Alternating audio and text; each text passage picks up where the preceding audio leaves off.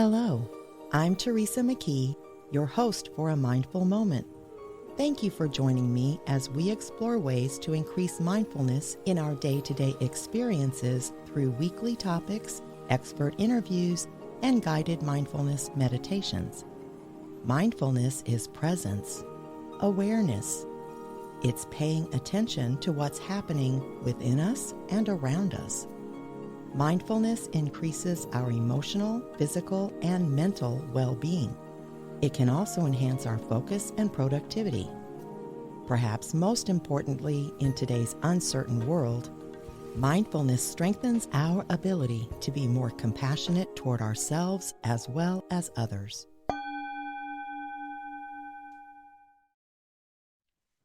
It's hard for me to believe, but we just broadcast our 250th episode of this podcast on Monday, and we've surpassed 2 million downloads since we started the podcast. Thank you so much for tuning in and sharing this mindful journey with me. I'll admit that it has taken a lot of determination and persistence to keep going, and a lot of that is simply figuring out what to talk about each week, what problem I can help solve, or what new examples I can use to teach mindfulness for those who really want to shift their lives. That led me to consider my level of creativity. I feel like I used to be a lot more creative, and that's alarming considering what I do for a living. But self-compassionately, I also recognize that I'm under a lot of pressure, and that's not exactly when my creative juices flow smoothly. I took off last Friday from work so that I could focus on my neglected home projects over a 3-day weekend. As I stared at my disastrous front yard, waiting for a brilliant idea of how to proceed to spring forth, nothing happened. I literally have 2 tons of extra dirt dumped in the front yard by a contractor who worked on the backyard almost 2 years ago, and I just don't even know where to start. Absolutely no inspiration, not a single design idea, nada. It's just an ugly mess, and it's as if my brilliant creativity switch has been turned off permanently. Since I couldn't come up with any ideas, I did reroute my efforts into packing up about 200 books for donation, which those of you who listen regularly know was one of my goals, to clear out the bookshelves. But that didn't take an ounce of creativity. I also flipped the entire studio around over the weekend because I was tired of having to adjust lighting and sound every day, depending on where the sun was and how much construction work was going on at my old neighbor's house. I tried to convince myself that this massive project was a creative one, but it was really just problem solving. Moving heavy furniture, covering walls in foam, and rewiring a room isn't exactly the stuff of creative genius. As I pondered this, I realized that I'm not doing anything new or different in most areas of my life. I'm eating the exact same thing for breakfast almost every day. I'm wearing the same 7 outfits week after week. I'm buying the same items at the same grocery store each week. I'm watching the same type of shows on TV each evening, over and over. I have to admit that I'm in a rut. If you're feeling stuck in a rut, don't judge yourself. The human brain loves nothing more than mindless routine. And whether in a rut or experiencing a false belief that you're just not the creative type, mindfulness can help. Mindfulness has been shown to increase creativity in several ways. Mindfulness helps improve focus and attention, which is crucial for the creative process. By reducing distractions and increasing attention to the present moment, mindfulness enables us to tap into our imaginative potential and think outside the box. I don't know about you, but I think I need that right now. How much of your time is spent on distractions? Social media, television, and busy work on top of interruptions by others, keep our brains hopping constantly. It's no wonder we're tired at the end of a day. Life lately feels exhausting, and it's no wonder that we have trouble focusing. Mindfulness can also enhance divergent thinking, which is a type of thinking that generates multiple, unique, and original ideas. This is essential for the creative process, as it allows us to explore new perspectives and come up with innovative solutions. It can also help promote relaxation and reduce stress, which is important for creativity. High levels of stress can interfere with the creative process by limiting the flow of ideas and reducing the ability to think outside that box. Check and check for me. Two areas that I highly suspect have taken a hit recently are my curiosity and openness. I'm overwhelmed with work, so not too curious about much of anything beyond that right now. But mindfulness can encourage curiosity and openness, which are key to the creative process. By promoting a sense of wonder and open mindedness, mindfulness can help us approach problems with a fresh perspective and develop new and innovative solutions. I decided to jump in over the weekend by experimenting with ChatGPT. As you may know, I've expressed some concerns with where we're heading with artificial intelligence. But having never used it and considering I need help with work, I approached it with both openness and curiosity. The results were exciting and horrifying. I expressed my belief in a recent episode that as a writer, I probably still had some time left before AI replaced me. After this little foray into the world of AI, however, I may have to amend that to say I'm quickly running out of time. I tested the system with everything from how to teach mindfulness to people who are neurodivergent to whether World War I and World War II were two separate wars or really one very long battle. The answers popped up almost instantaneously, and although it asks what it could have said better, I had no suggestions. Considering the amount of time I and my staff spend on research, the possibilities are pretty amazing. Of course, just because AI says it's so doesn't mean it's accurate, but so far, I've found no mistakes. At the same time, it's learning so quickly, it's a little scary to think about how long many of us have before AI replaces us in the workforce. But fear aside, because I don't actually know what will happen and choose not to make up scary stories, I'm going to keep experimenting because if I could relieve even some of my daily pressure, my creativity will have more room to flourish. Mindfulness can help with my anxiety about being replaced by technology because it improves emotional regulation. That's important for creativity because by reducing negative emotions such as anger, fear, or anxiety, our overall state of mind improves, making it easier to tap into the imaginative potential and come up with creative ideas. I'm picturing AI like the Wizard of Oz behind the curtain. Not sure if it is friend or foe, but I believe in facing my fears. So here goes. I just asked the wizard, how can I improve my creativity? And it came back with answers I don't disagree with. The wizard points out that different methods work for different people, which is absolutely true.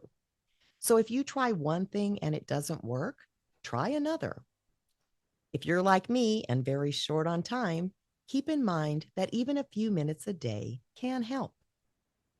It too recommended being curious and open minded about the world around us, suggesting that we ask questions, explore new ideas, and challenge ourselves to think beyond our current knowledge and experiences. I guess I'm doing that now by interacting with a software application that is pretty mind boggling. Another tip that I agree with is to try new things because creativity often flourishes when we step out of our comfort zone and try something new. When is the last time you stepped out of your comfort zone and tried something new? The Wiz suggests experimenting with new hobbies, activities, or ways of thinking.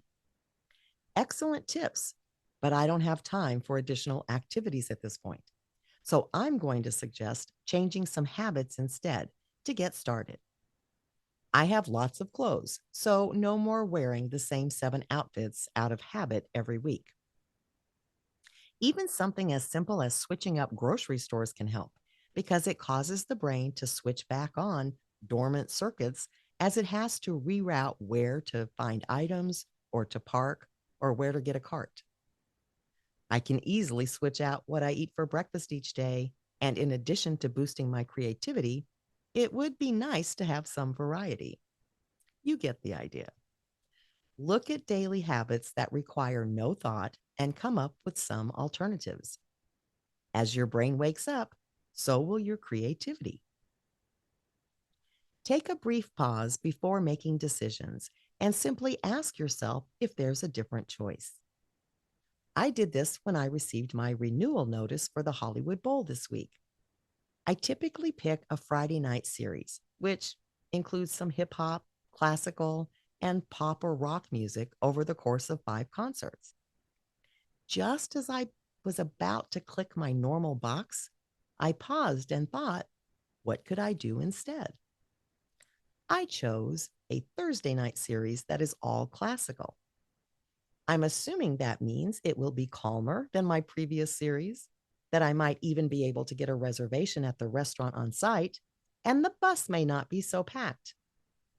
By pausing and making a different choice, I not only tapped into my curiosity and sparked creativity, I also set myself up for some relaxation over the summer, something I'm sure I'll be in need of when the time arrives. The thing behind the curtain also suggests setting aside time for creativity. And even though time is scarce, I have to agree that this one is a priority. If we don't make it so, life can become pretty boring. But I'll have to draw or do a hobby in little mini sessions. Those still count because, again, we're lighting up neural pathways that have been on snooze for quite a while. Writing is a creative act, so that will have to be my bulk of set aside creative time. But as my brain realizes it's being called back on duty, my creativity can reemerge without it feeling so arduous. When's the last time you enjoyed a hobby? Most of us are so busy working, we set these things aside because we feel like we don't have time. I don't know about you, but I actually have several hobbies, neglected as they are. My crocheting basket has a half completed blanket in it that I started 2 years ago. My keyboard is so dusty, I doubt I can play music on it without the keys sticking.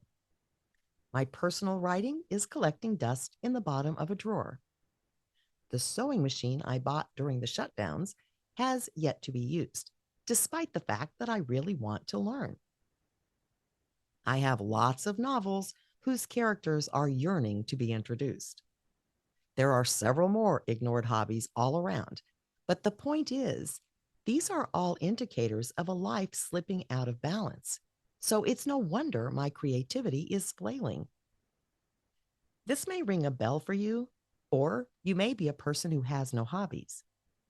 If so, consider why not. They are an excellent way to spark creativity, and my flow experiences have always come through writing or hobbies.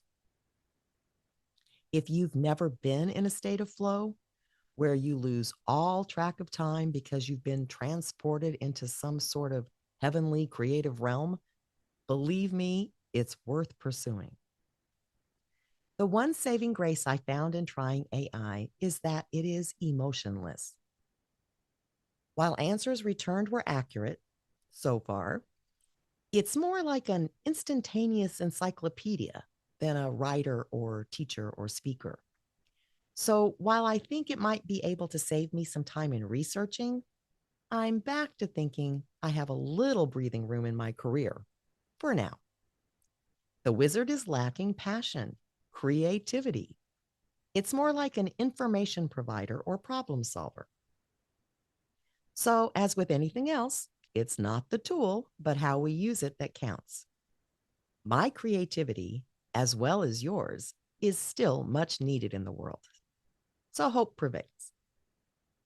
In my interview last week with Miriam Schulman on her book, Artpreneur, I felt a little prick of a desire to experience that feeling of creative spark I used to have and to embrace what she calls our inner weirdness.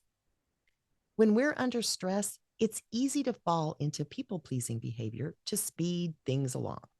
And to be truly creative, we need to be our authentic selves.